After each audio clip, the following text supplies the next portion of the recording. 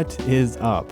My name is Garrett Johnson, and you're listening to Consider Before Consuming, a podcast by Fight the New Drug.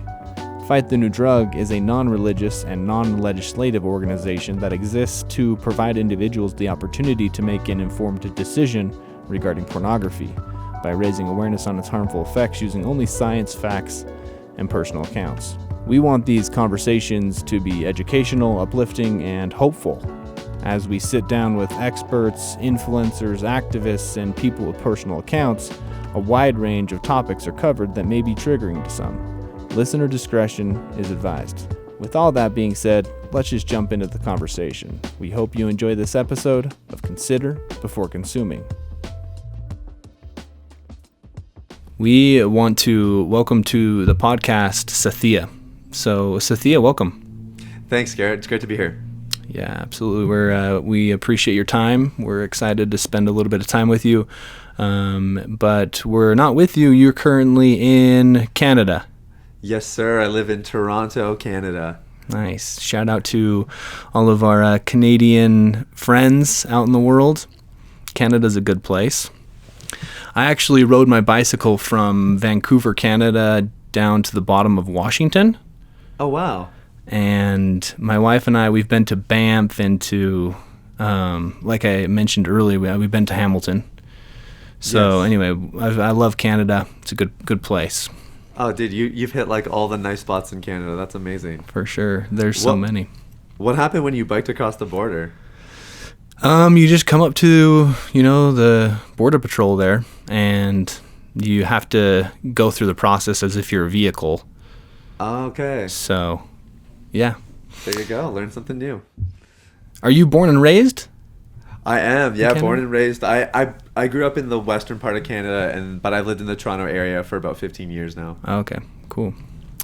Well, the reason why we want to, we reached out to you, Sathiya, is that I think you're doing great things, and so we think that our audience will find value in your personal account, your experience, and also with what you're doing to help other individuals overcome or transition their mindset back to a healthy state. So, yeah, that sounds awesome. That's what I'm all about. Well, starting off, the first question I'd like to know: do you have a personal account regarding a personal challenge with pornography? I do, yeah. So a little bit of background about me. I grew up as a pastor's kid. So church was a pretty normal part of our life. When you're a pastor's kid, you always kind of feel under the microscope a little bit. So I would say I grew up with a little bit of pressure.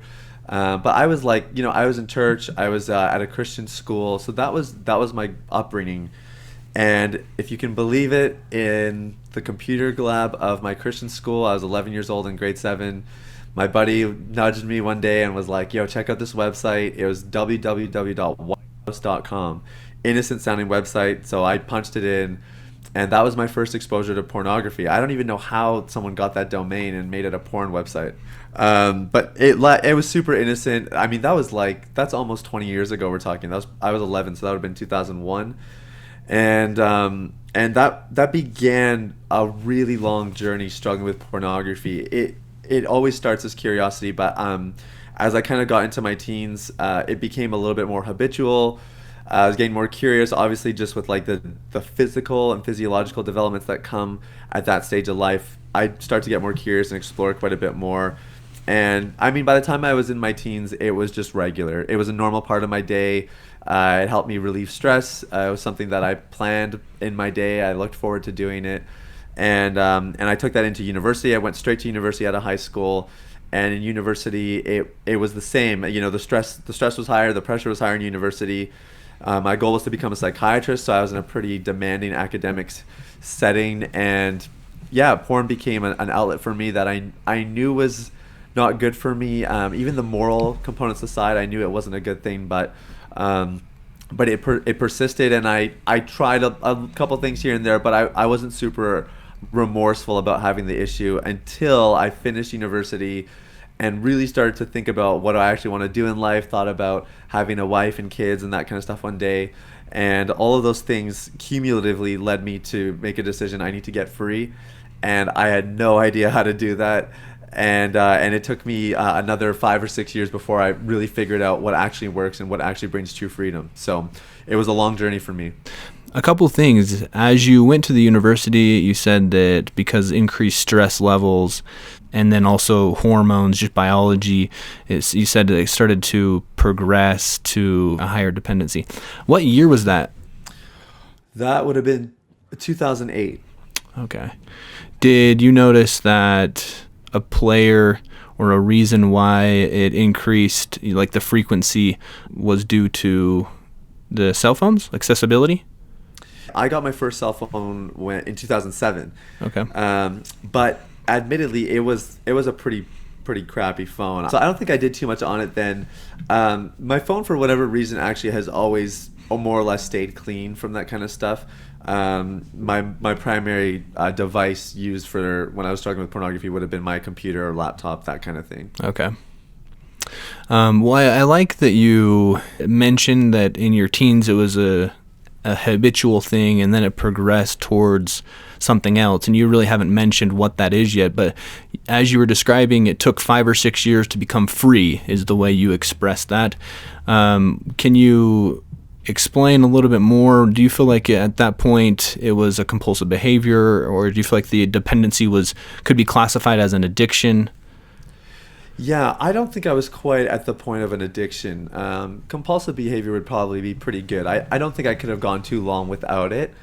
But I did have periods as well where I went a month without it, felt good, and for whatever reason I relapsed. And I was really just trying to do it all on my own. Like I think I was just hoping that one day I'd make up my mind, I'd wake up, and I'd be good to go, and I could live my life without it.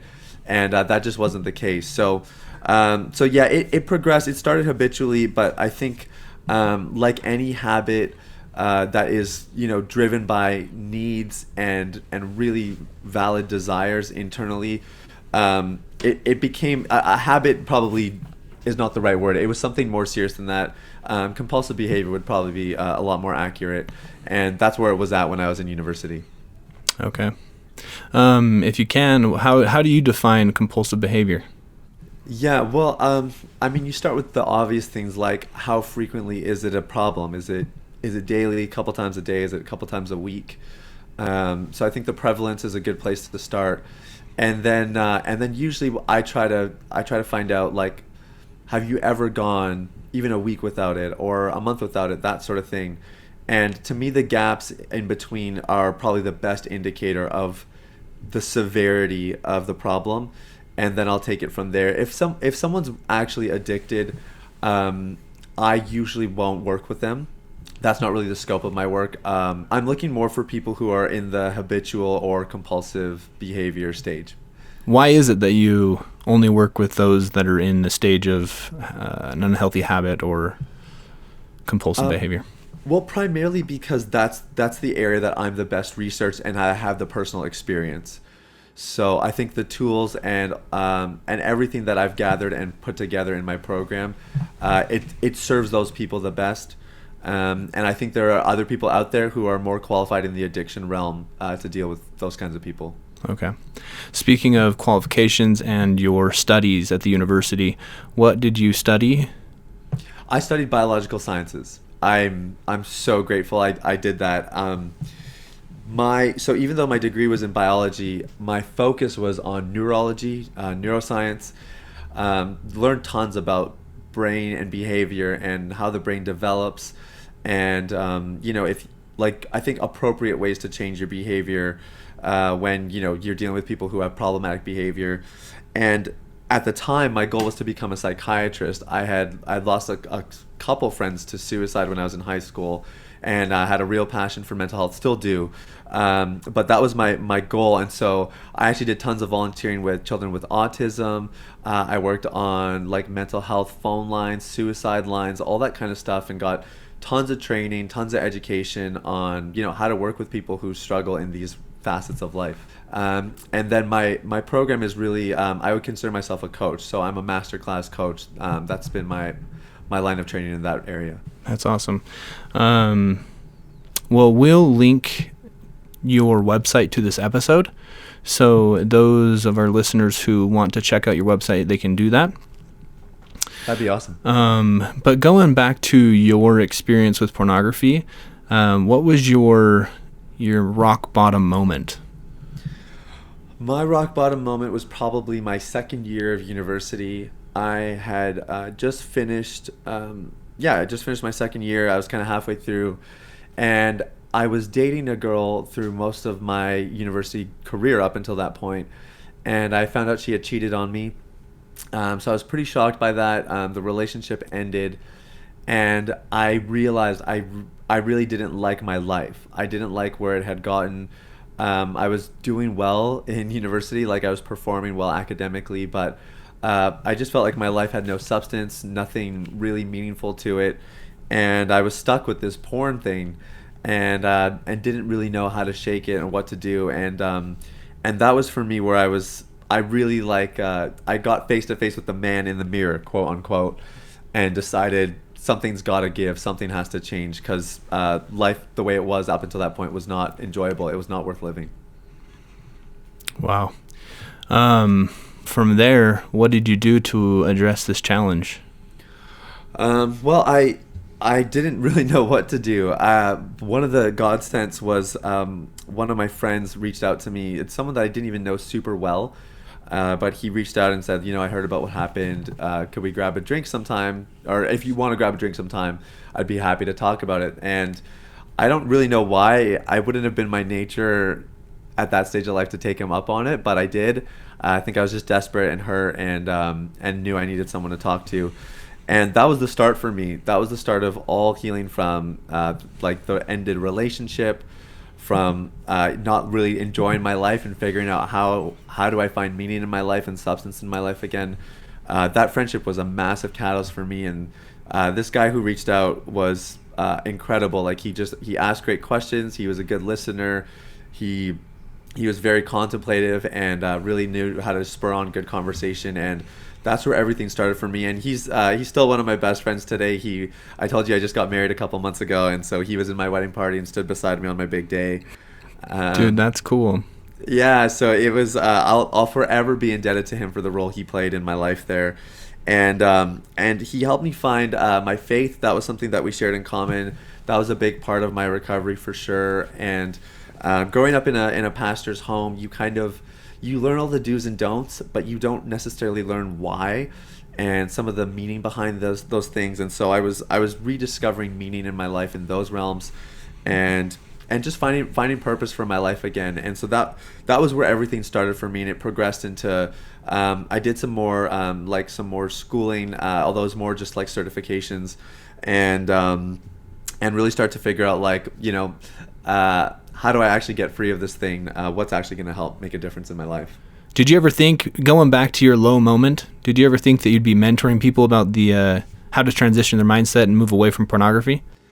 Most of the guys that I talk with today, even when they come to me and they're struggling, almost every single one of them says that they'd love to help other guys get free. So I would say I was the same. That desire was definitely there, but no, I didn't imagine that I'd be doing it even this young. What did you replace pornography with? That's a great question. I don't know if I replaced pornography with anything necessarily. I think for me, I would liken viewing pornography or any kind of behavioral issue to a weed. It's like having a weed in your garden. And when you have a weed, you could run over a weed with a lawnmower and the garden will look fine for a day or two until the weed starts to grow back. We all know it'll eventually come back. Or you can strap on your gloves, get on your knees, and actually uproot that sucker and get all of it out so that it never grows back again. So I think for me, my process to gain freedom initially was a lot of lawnmower gimmicks, if I can put it that way. They were things that did help to a degree. It's probably not the perfect analogy because actually some of those things were useful. But the things that really made a difference in my life was when I got underneath the surface, finding out why am I drawn to pornography in the first place, and why is it that I can't get free. And in asking those deeper seated questions, that's when I really start to get some solutions. And this is kind of a personal question, so just tell me if you don't want to answer, but were you able to identify the reason why you would turn to pornography? Yeah, I would say there's probably two main things. One was a couple of things that I believed about myself that really weren't true. I think most people with a pulse would be willing to admit that at some point in their life they felt like they're not good enough. And for me, growing up with feeling pressure academically, feeling some pressure even like spiritually, like I said, being a pastor's kid, you just have these unusual pressures on yourself. I think I always lived with a sense of not feeling good enough. And so porn was a way that I felt accepted. I did feel good enough in those moments. It sounds a little bit strange, but I think it's because porn is that false connection. It gave me a sense of feeling like I was enough. And the second thing is a little bit unusual, but one of my discoveries when I started to get some help, some professional help, was that I have an amazing set of parents. My mom and my dad are both incredible people, the nicest, kindest people. I have a great relationship with both of them today.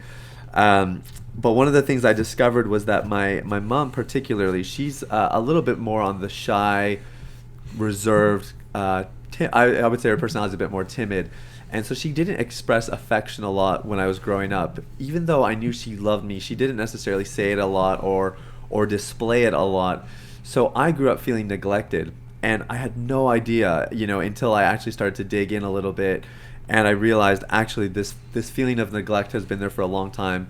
And it's what's driving me to get attention, affirmation, and connection from women in other places that are not necessarily that healthy. Pornography as being the primary outlet. So those are my two major discoveries personally that I made along the way to getting freedom.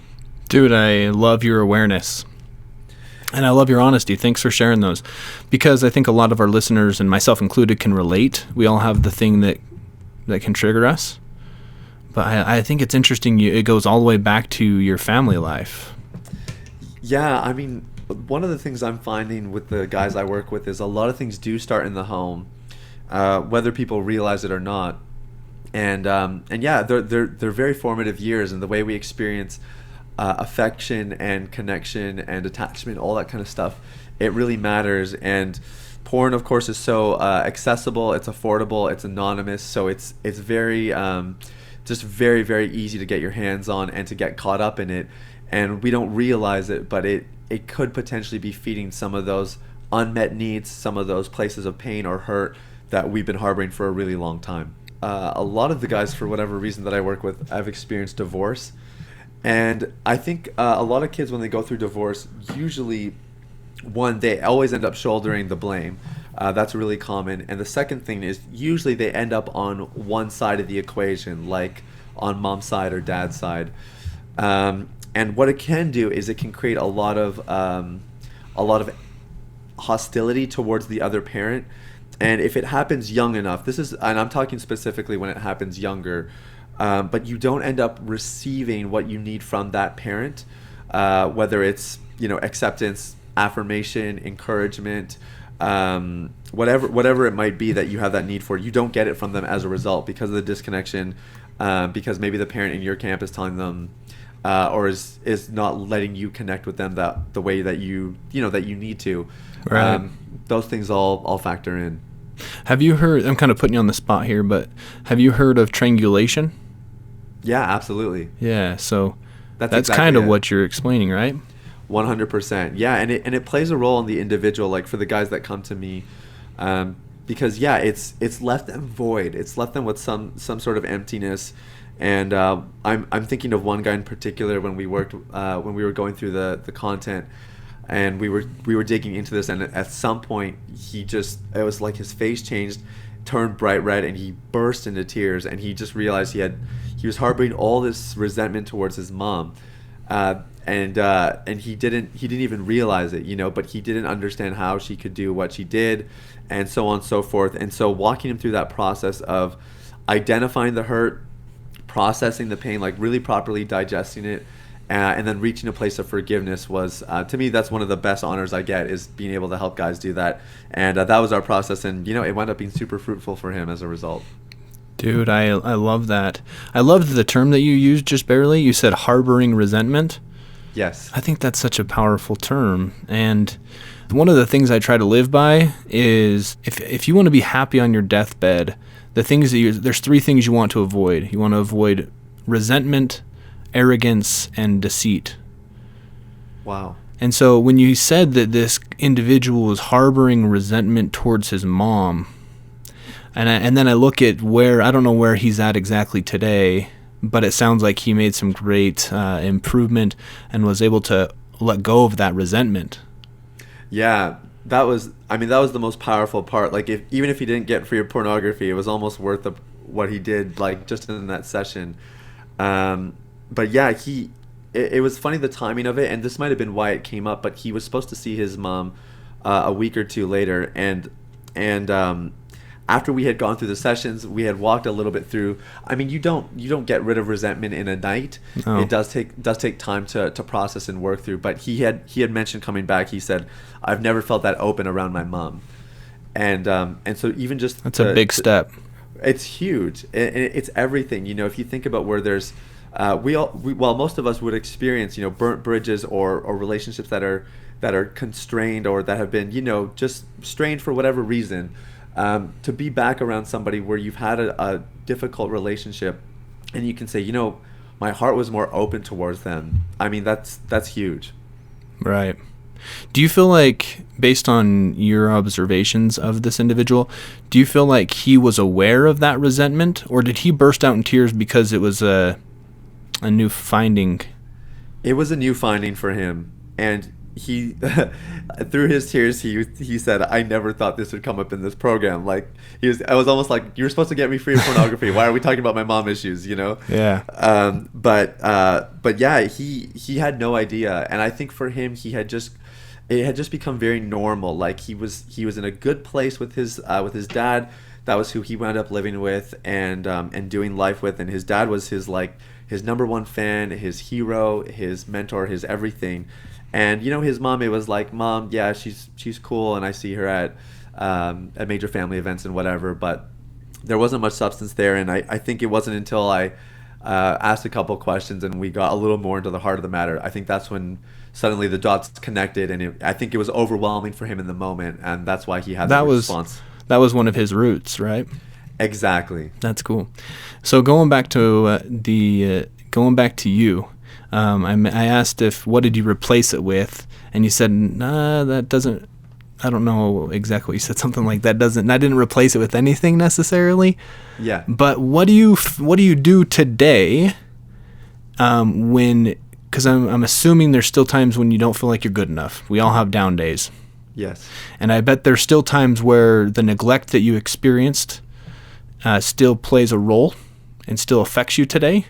100%. Yep. So what do you turn to instead of pornography? So I think you mentioned this earlier. I think the biggest thing is just being aware and understanding. Like, if you can say, "Oh my goodness, I'm actually feeling really neglected today," the person who can identify that is way ahead of the game.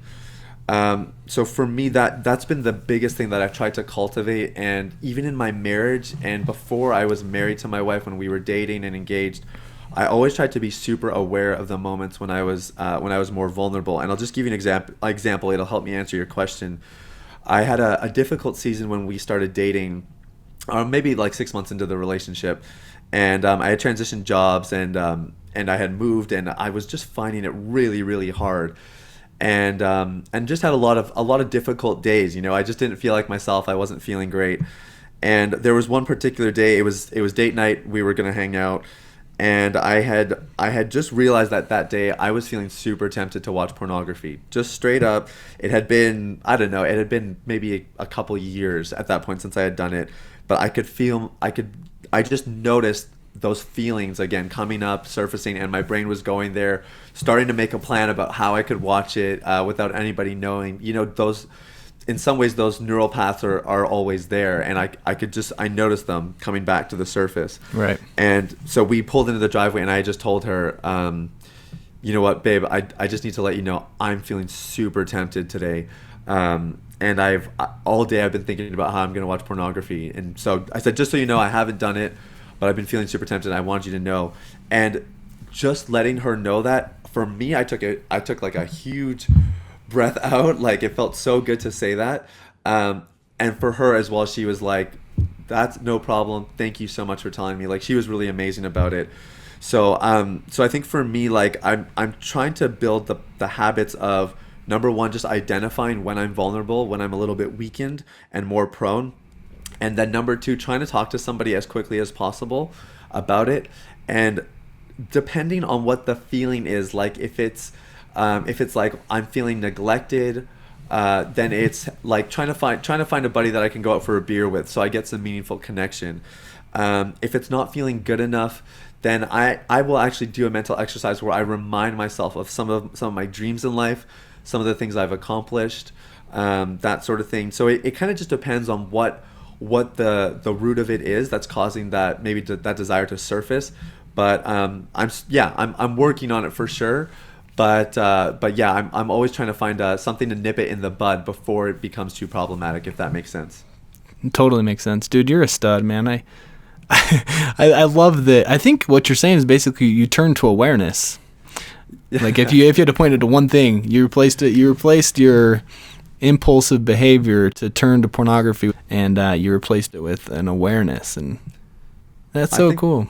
I think that's it. I think the man who's aware wins. Yeah, that's great. One thing I wanted to ask, I think you're a good person to ask this question because of your upbringing in a religious home. Yeah.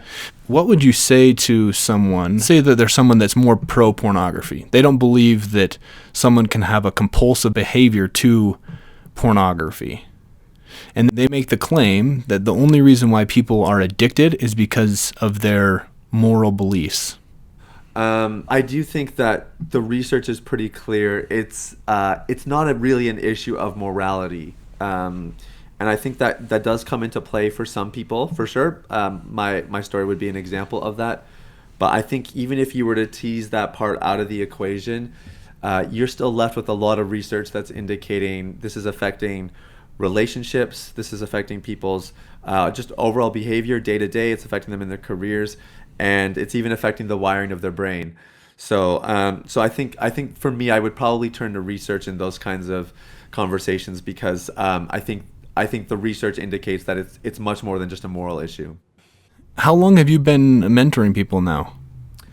I've been doing it for about 3 years, but it started a long time ago, to be honest. Like, I remember when I was 18, 19, I was staring at camps and that kind of thing about my story, about trying to discover freedom, trying to figure it out. And so I would always have guys come up and ask me, like, how do you do it? And that was partially how I figured out how to get free. It was just experimenting and trying different things to figure out what works and what doesn't. But this program that I've created has been around for about a year now, and it's been the last year that I've been doing it more seriously. When you say that you've started a new program within the last year that has been successful and helped a lot of people, what is different about the approach you're taking? My approach is holistic. So that's like a bit of a buzz term. But what I mean by that is, to go back to my analogy, I believe all behavior is rooted in belief. So a bad behavior would be the weed. Belief would be, underneath the surface. And I would say that the soil of our lives is made up of 4 components, primarily: the mental, emotional, relational or social, and the spiritual. And so the program I've created basically goes on proactively pursuing health in all 4 of those areas. And so that's what I think makes the program a little bit different. A lot of the other offerings out there focus a little bit more on the behavior, and I think they're amazing. Like, I think there's lots of guys doing incredible work. But my approach personally, and my own personal story of breakthrough, has revolved around getting healthy in these 4 areas and finding ways to, like I said, I think nipping it in the bud. That would be the thing that's coupled with awareness, like you're hitting on. I think if you can become really aware and learn to nip it in the bud in these 4 realms, I think you have a really good chance of not just being free of pornography, but living a very fulfilling life and accomplishing your dreams. I love that. So I caught 3 of the 4 you mentioned. You said the ones that I caught were mental, social, and spiritual. What was the other one? Emotional? Mental, emotional. Yeah. Emotional. Okay. And so when you say holistic, it's attacking and trying to help those 4 areas. Exactly. Yeah. If you could give our audience, I think you've already talked a lot about awareness, but can you give our audience a tip, those who are listening, on one step, maybe that first step in regards to their transition of mindset? Yeah. You know what? The number one tool that I teach people to do that is journaling. I think journaling is immensely powerful. And what I do is question-based journaling. So I think asking yourself questions, like a question like, okay, how am I feeling today? What's weighing on me? Why is it weighing on me? Getting a little more granular and asking questions as you go through, I think is the best way to develop awareness.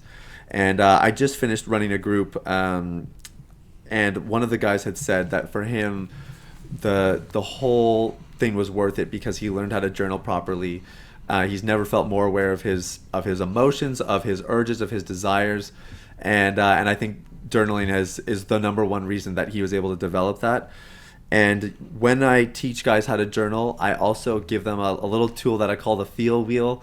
Maybe you can even link to it in the show notes. But I'm working with men primarily who are like 25 to 34, and admittedly, a lot of them just do not know how to attack their emotions. They don't know how to label them, how to deal with them, how to process them, anything to do with emotions. The reason this is such a big deal, Garrett, is because if you can start to really become aware of how you're feeling, what's going on an internal level, I mean, yes, that is going to give you the opportunity in a weak moment to say, oh, I'm feeling rejected right now because it reminds me of, such and such when I was younger that, made me feel rejected or whatever.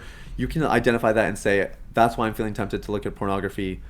I'm not going to, though. Instead, I'm going to, call up my friend, or I'm going to go hang out with those friends tonight, or whatever it is. But the other thing that I'm observing it does in these guys who go through the program is they actually become better communicators in their romantic relationships or even in their friendships, because they're now able to articulate what's going on inside. And when you really hear someone articulate, this is what I've been processing, this is how I'm feeling, that person becomes so much more relatable and the connection becomes stronger. And in the process of building more meaningful connection, the appetite for things like pornography or other things that are pseudo connections or fake connections, they start to diminish. So it becomes really powerful. Dude, I love that. Yeah, man. And I'm a big believer that, like, for me, as much as it's great that I have this story and that I'm able to help people, my personal belief is everybody can be empowered and equipped to tackle this thing. And so, yeah, for me, it's all about just giving tools and techniques and, those kinds of things that they can develop themselves so that they don't need me, and they don't need anybody else to experience freedom themselves. That's actually a great goal. Like, you're trying to drive yourself out of business, basically. Yeah, no, it's not one person at a time. Model. One person at a time. That's awesome. Well, I think it's important to note and just kind of question what would have happened, the person that you met with and they were harboring resentment towards his mom. Yeah. I just wonder because if a person has a dependency to pornography, like let's use this person as an example. So anytime he's feeling down or sad or lonely or there's depression there or anxiety there, and he was turning, I don't know his personal circumstance or story or all of that, but let's just assume that when those emotions came, he turned to pornography because of that dependency. If he had never reached out to you, then it's very possible that he would have continued to harbor that resentment throughout his entire life. Yeah, that's the scary part. Is when you think about all these root issues, they're not the things that people really want to talk about with anybody, let alone discover if they're not aware. But yeah, I mean, I think to be free long term, you need to be able to dig into them. Yeah, I think that oftentimes meeting with someone like you can be misunderstood, because I think people might come in with this perception that you're going to solve their problems and that it's going to be It's going to be an enjoyable process. I don't know. It's going to be easier than they might think. Yeah, like a quick fix. A quick fix. But I think the reality is kind of what you're saying is that it can be uncomfortable because you have to pull out the root. Yes. It's almost like a wound. If a wound is infected, you have to rip the wound. Like you have to put ointment on it that stings and you have to kind of clean it out, but it's necessary. Exactly. It's the difference between a medication and a cure. Yeah. Yeah. That's great. Well, thank you so much for all that you're doing, and thanks for spending some time with us today. Garrett, it's been a pleasure, man. Thank you so much.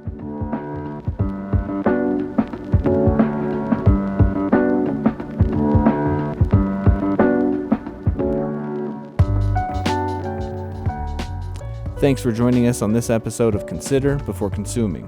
If you'd like to learn more about today's guest and the conversation we had, you can check out the links attached to this episode. Again, big thanks to you for listening to this conversation. As you go about your day, we invite you to increase your self-awareness, look both ways, check your blind spots, and consider before consuming.